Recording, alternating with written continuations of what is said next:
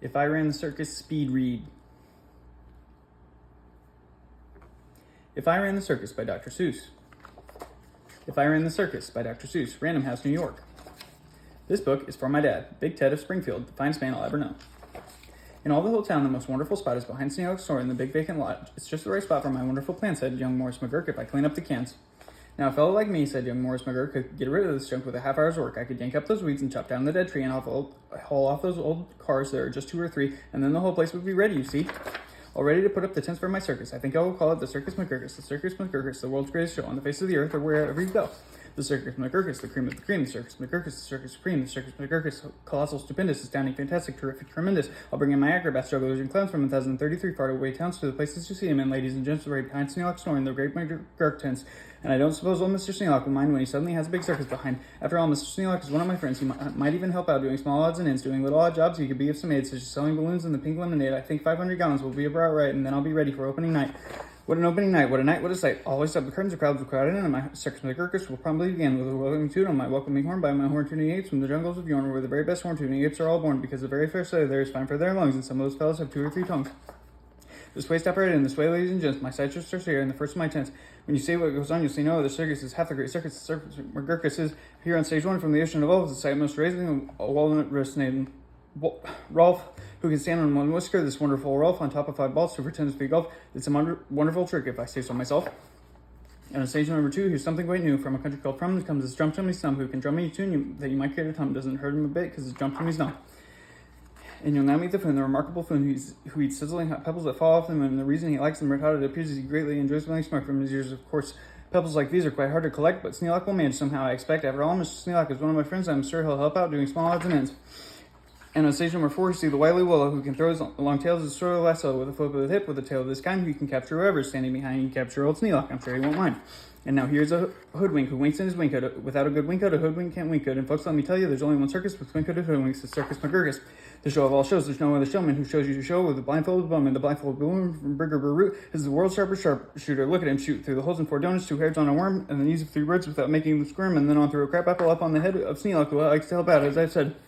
And now, come to the spot where the spotlight is hot, and you'll see in the spotlight the juggling jock who can juggle some stuff you might think he could not.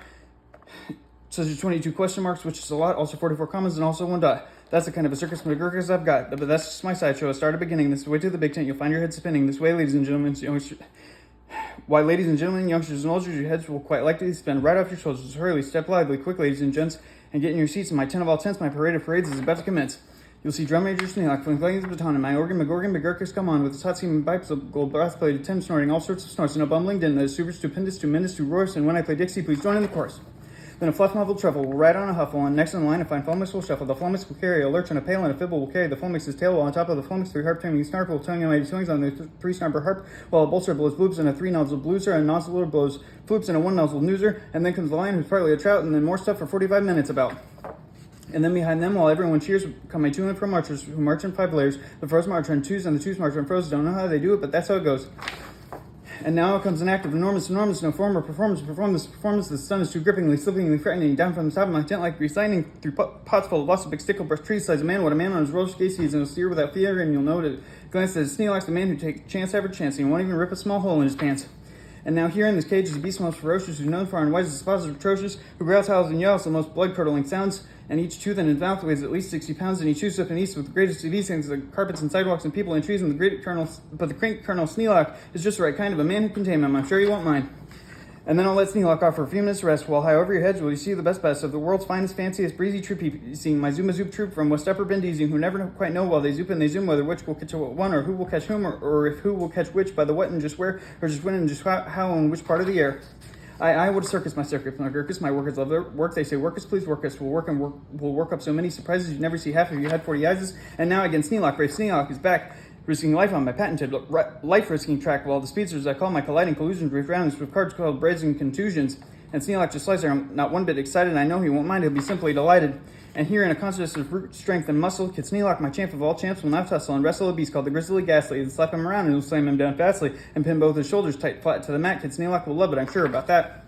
And while that goes on there, well, look at this going here. Have you heard of my herd of through horns jumping deer? Every deer jumps through the horns of another pell-mell, while his horns are jumped through at the same time as well by a deer whose horns also are being jumped through by another who's having his horns jumped through too, which I'm sure Trainer Sneelock can train them to do. And then the whole tent will ring with hurrays and wild shouts when I wheel in my whales and they turn on their spouts. For my whale number 1 is the name, that name's true, spouts a spout, that spouts Sneelock to whale number 2, and then whale number 2 spouts a spout like a gun, and that spouts out old Sneelock right back to whale 1, and then forwards and backwards on spout after spout. My great spout rider Sneelock gets spouted about as long as the water they're spouting holds out.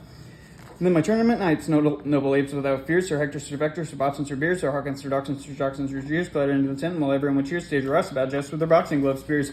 And while all this wild ruckusing goes on below, at the top of my tent, look, the star of my show, great deer level Sneelock, the world's bravest tyke, becomes pulled through the air by 3 super-brain snipe on a dingus contraption attached to his pipe, and while people below are all turning chalk white and all biting their fingernails off in their fright, great Sneelock soars up to a terrible height. And then he shakes himself loose, he starts down in a dive, such as no man on earth could come out of alive. But he smiles as he falls, and no fear does he feel. His nerves are like iron, his muscles like steel, and he plunges down with his hair still comb neat, 4,692 feet. Then he'll land in a fishbowl, and he'll manage just fine. Don't ask how he'll manage, that's his job, not mine. Why, he'll be a hero, of course he won't mind when he finds that he has a big circus behind. Stupendous.